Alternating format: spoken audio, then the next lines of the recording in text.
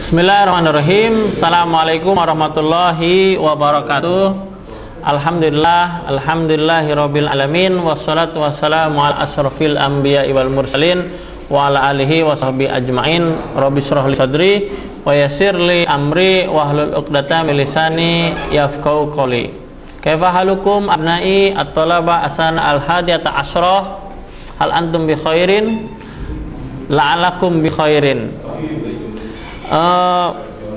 Anak-anak semuanya, al-an nahtu ila liqa asani, sahih? Liqa asani wa uridu an u'idu matan saniyatan al-madah fik bil amsi, yakni fi babi at-taharah. Jadi saya akan mengulang materi yang kemarin disampaikan. Mohon disimak baik-baik karena di akhir akan Ustadz kasih soal, nanti dijawab di Google Classroom ya. Nanti Ustadz share juga di Google Classroom soalnya. Baik, kita langsung saja supaya tidak terlalu berlama-lama.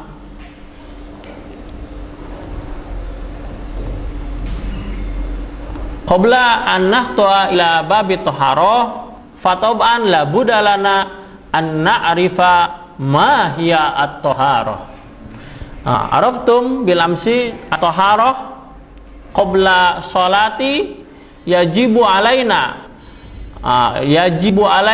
aulil muslim tahir aw nazifun. Jadi sebelum salat itu kita diwajibkan untuk suci, keadaan kita suci dan bersih ya. Al-muslim la budalahu ayunazzifa jismahu wa yutahhirahu. Jadi seorang muslim itu harus membersihkan badannya dan mensucikannya. Wa yaghsilu malabisahu, bajunya juga harus dicuci supaya bersih. Wa yunazziful makan alladhi yusalli fihi, dan membersihkan tempat. Jadi suci, bersih, suci tempat, baju, begitupun badannya. Qala Rasulullah sallallahu alaihi wasallam, miftahus sholati at-tahuru. Jadi kunci sholat itu adalah suci. Ya, kunci sholat itu adalah suci. Fatahara yang qasimu ila kismaini. Jadi toharoh itu dibagi dua, toharatu zohiroh, toharatu batiniyah ya, at-toharoh al-batinah wa toharoh az-zohiroh. Mahya at-toharoh az-zohiroh? Unzuruna wahya nazofatul jismi. Ini kelihatan? Kursornya nggak ada ya.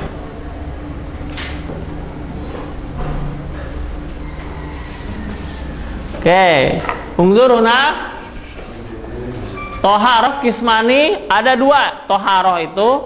Jadi apa itu toharoh? Ada toharoh zohiroh, ada toharoh batiniyah ya. Nah, toharoh az-zohiroh nazofatul jismi was-thiyabi wal makan minal aqdari wan najasat wa yakunu bil gusli wal wudu wa tayammum. Nah, toharoh zohiro itu adalah membersihkan badan kita, jasad kita ya, pakaian kita harus bersih, tempat minal aqdari, qadrun, aqdar jama' min khadrin, berarti kotoran ya, dari kotoran-kotoran, wan najasat, dan dari najis. Wa yakunu bil gusli bil wudu wa tayammum. Ini cara pembersihannya itu dilakukan dengan cara mandi, kemudian wudu, ataupun dengan bertayamum. Seperti itu adik-adikku. Kemudian yang kedua adalah at-taharah al-batinah. At-taharah al-batinah ini terkait dengan kesucian hati, wahya taharatul qalbi, sucinya hati, minan nifaqi. Mana nifaq? Nifaq adalah sifat orang yang munafik. Ya, dalam hadis idza wa'ada akhlafa, kalau berjanji berbohong. Wa idza tu'mina khana, kalau dikasih amanah berkhianat. Ya, seperti wa idza hadasa kadzaba, dan ketika berbicara dia berbohong. Nah, itu hati-hati sifat nifak ini.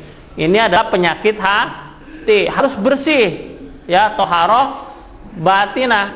Wal hasad, iri, hasud, dengki. Nah, ini harus dihindari juga. Waria, dan sifat ria, sifat ingin dipuji orang, dilihat orang. Ini harus disingkirkan semuanya. Kita harus membersihkan diri kita dari hal-hal yang penyakit hati seperti ini. Jadi at-toharoh dua ya, toharoh zohiroh, toharoh batinah, seperti itu.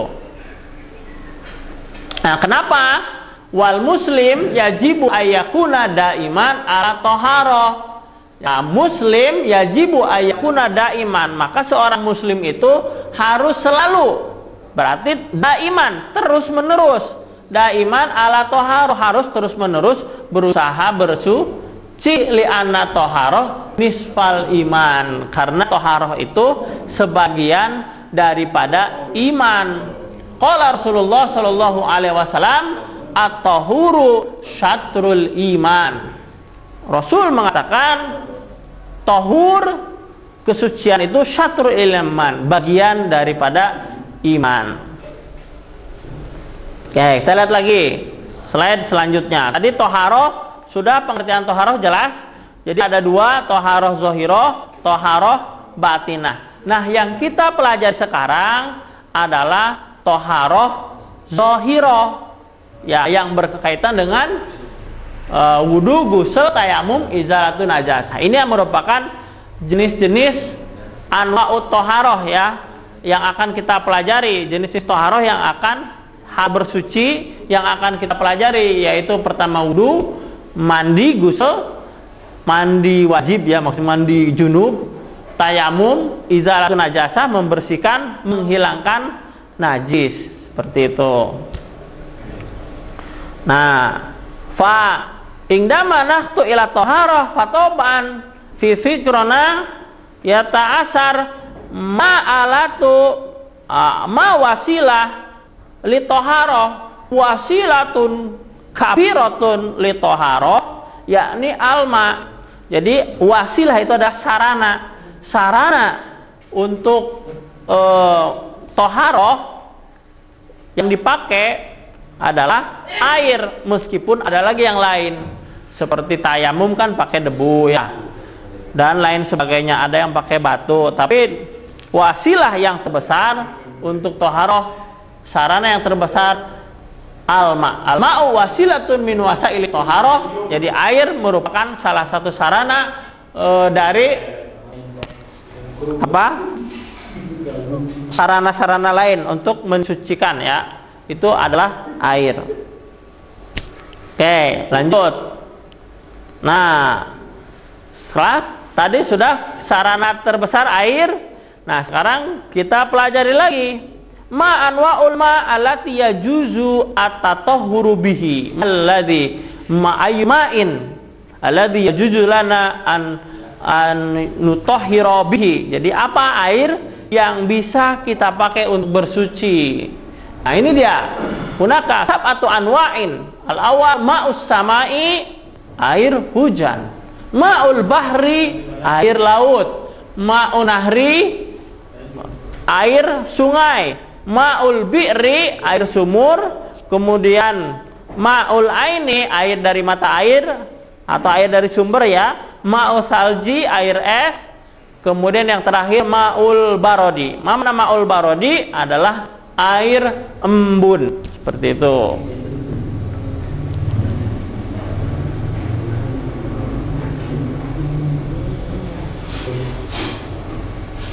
Oke.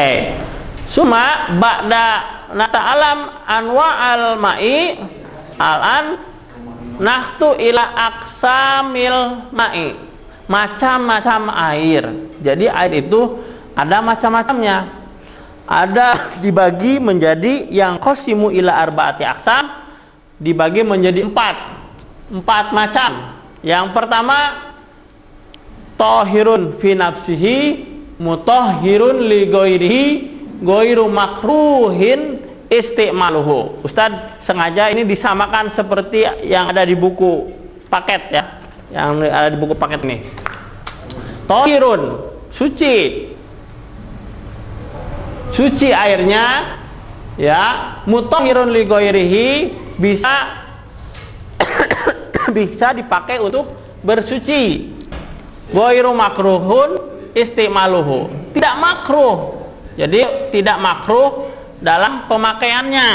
Nah, ini disebut dengan air mutlak, wahwa ma'ul mutlak, atau alladhi yusama ma'un bila qaidin lazim. Nah, di sini ada di buku, mungkin nanti antum agak bingung, ada kalimat alladzi yusama ma'un bila qaidin lazim. Maksudnya adalah air yang lepas dari ikatan yang lazim, yaitu kalau airnya berubah, kan ada air yang bisa berubah warnanya, baunya, rasanya.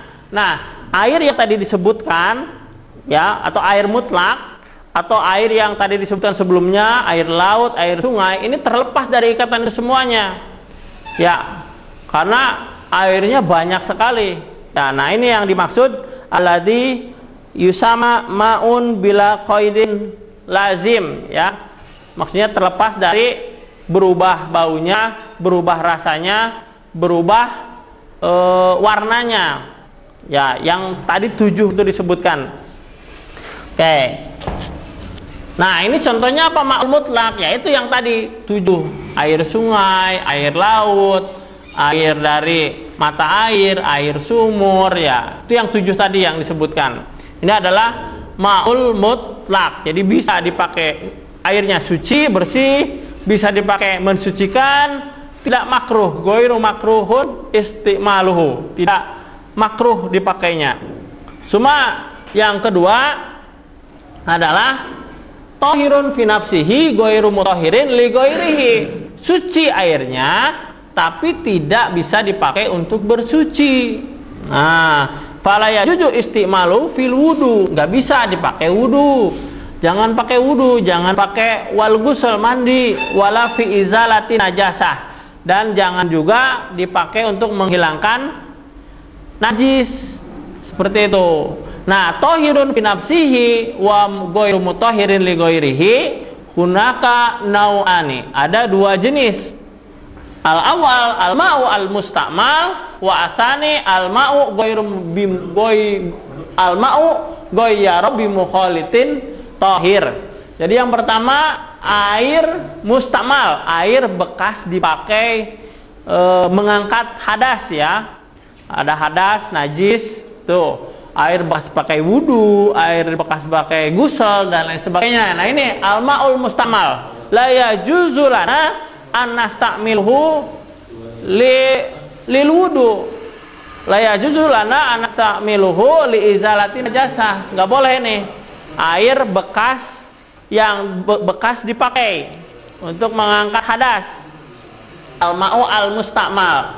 Suma asani al-ma'u ghayyaru bi mukhalitin tahir, air yang berubah karena campuran air yang lain.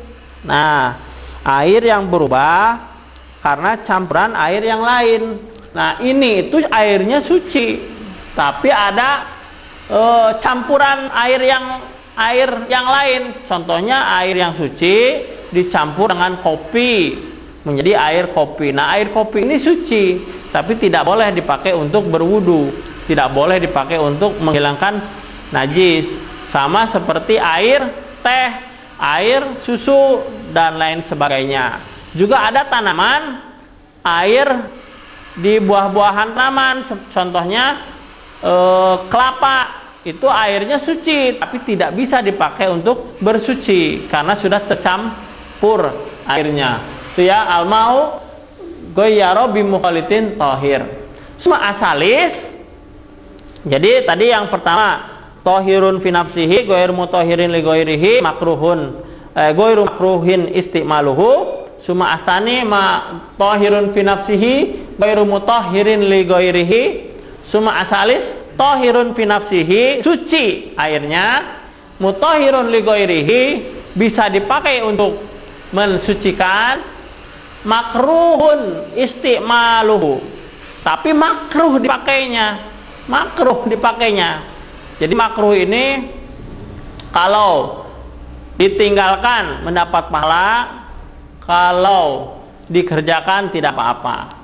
Wahwal ma'u al-musyams. Nah, ini ya adalah air musyams, al-ma'u al-musyamsu. Al-ma'u al-musyamsu. Suma arabi, nanti kita bahas al-ma'u al-musyamsu ini. Yang keempat adalah ma'un mutanajjisun. Jadi tahirun binafsihi, mutahhirun li ghairihi, ghairu makruhun istimaluhu. Asani tahirun fi nafsihi, ghairu mutahhirin li ghairihi. Suma asalis tahirun fi nafsihi, mutahhirun li ghairihi, makruhun istimaluhu. Ada lagi ma'un mutanajjisun. Oke, kita lanjut ya. Sekarang apa makna al-ma'u al-musyamsu? Al-ma'u al-musyamsu al-makna al-ma'u al-musakhkhanu bisyamsi. Al-ma'u al-musakhkhanu bisyamsi adalah air yang dipanaskan di bawah terik matahari. Itu air musyamas ya, air al-musyamsu. Ini saya tulis pakai bahasa Indonesia biar paham. Air yang makruh untuk dipakai. Nah, air itu hukumnya makruh dipakai, ada syaratnya. Ya, disebut air itu dikatakan dipakai, hukumnya makruh, itu ada syaratnya. Apa syaratnya? Yang pertama, ini menurut Buya Yahya. Ya, Ustaz lihat di video Buya Yahya, itu air yang makruh untuk dipakai ada 5 syarat. Nah, syarat ini kalau terpenuhi berarti airnya makruh untuk dipakai. Yang pertama, air tersebut adalah air yang kena cahaya matahari. Ya, air tersebut adalah air yang terkena cahaya matahari. Itu yang pertama. Kedua, air tersebut berada di negeri yang panas. Jadi cuacanya panas seperti Hadramaut. Ya. Itu kalau di Hadramaut kerannya aja kan panas banget. Ya. Maka kenapa makruh? Mungkin karena ketika berwudu kan panas banget sehingga menghilangkan kehusuan ya dalam berwudu. Jadi bagusnya ditadah dulu airnya, lalu disimpan dulu beberapa saat supaya tidak terlalu panas begitu. Ini untuk di air yang ada di negeri yang panas, sangat panas sekali ya, sampai seperti menggolak ya panasnya. Kemudian yang ketiga, syaratnya air tersebut ditempatkan dari bahan yang terbuat dari tambang. Jadi airnya di tempat wadahnya itu adalah dari bahan tambang. Tambangnya apa? Seperti tembaga, besi, ya, seng, timah, dan lain-lain. Pokoknya selain dari emas dan perak. Ya, itu ada juga yang dikatakan kenapa air yang di dalam bahan yang terbuat dari tambang ini menjadi makruh, karena ketika tersinari panas itu bisa membuat menimbulkan penyakit kulit ketika kita memakai air musyamas ini dari wadah yang terbuat dari tambang. Kemudian lagi panas-panasnya di musim panas, pas lagi panas-panasnya di musim panas, makruh. Kemudian yang kelima, makruhnya di badan saja. Jadi air musyamas ini makruh dipakai di badan. Tapi ketika dipakai air panas itu untuk mengepel, untuk mencuci baju itu boleh, tidak makruh hukumnya. Oke, ini ada 5 syarat air musyamas ini. Mungkin di Indonesia jarang ya, jarang sekali karena negara kita tidak panas ya, maksudnya nggak terlalu panas begitu, nggak seperti di Hadramaut, airnya kan sampai panas sekali begitu. Oke, itu saja dari air musyamas. Kita lanjut ke air yang bernajis. Nih, jadi dari 4 jenis itu tadi Ustaz jelasin satu-satu ya. Nah, sekarang ma'un mutanajisun. Nah, ma'un mutanajisun adalah air yang bernajis. La yajuzu istimaluhu fil wudu lil ghusli aw li izalati najasah aw ghairuhu. Jadi tidak boleh memakai air bernajis ini. La yajuzu. La yajuzu itu nggak boleh. Ya, tidak boleh memakai air bernajis untuk wudu, untuk menghilangkan najis atau dan lain sebagainya. Dan ini nanti najis ini akan kita bahas kembali nanti di pertemuan yang selanjutnya. Ya, ma'un mutanajisun, ini air bernajis ini ada 2. Ya, al-awal al-ma'u al-qalil, al-ma'u al-katsir. Al-awal al-ma'u al-qalil alladzi halat. Mana halat? Yang menetap di sana najis. Jadi air sedikit di dalamnya ada najis. Mau sedikit mau banyak najisnya, yang penting air itu sedikit, itu masuknya ke najis. Air bernajis meskipun tidak berubah, sawaun kana mutaghayyiran amla, meskipun rasanya tidak berubah, warnanya tidak berubah, baunya tidak berubah. Yang jelas kalau air itu sedikit, ya, air itu sedikit atau di bawah 2 kula itu menjadi air bernajis, tidak bisa dipakai untuk bersuci lagi. Yang kedua adalah al-ma'u al-katsir al-mutaghayyaru binajasah. Air banyak, ya, air. Jadi ada 2 tadi, air sedikit mau banyak mau sedikit najisnya itu tetap airnya najis.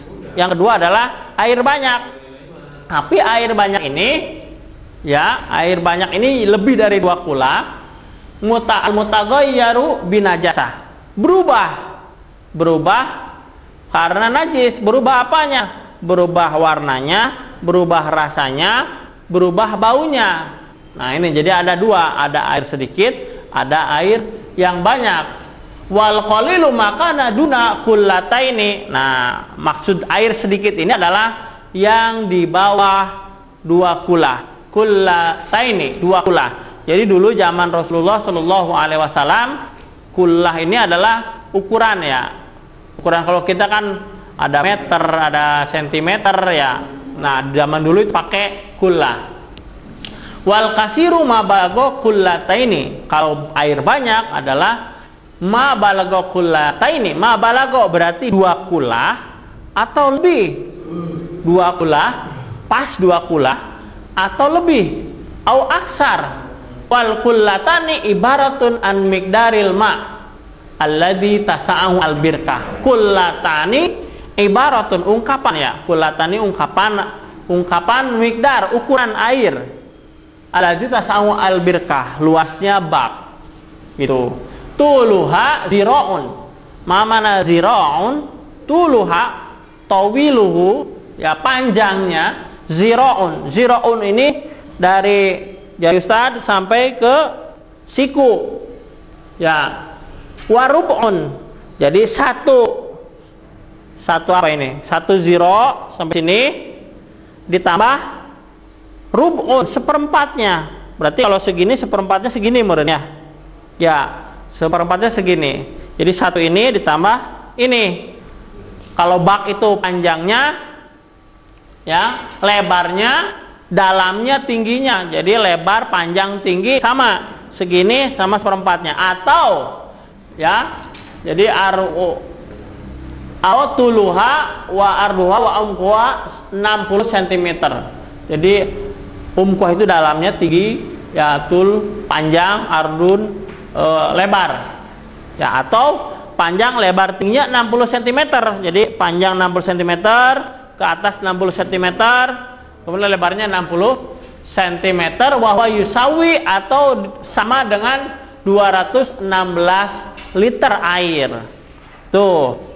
Nah, ini maka kalau 2 kulah atau lebih ada najis masuk ke sana dan tidak berubah warnanya, baunya, rasanya, maka air tersebut boleh dipakai untuk bersuci.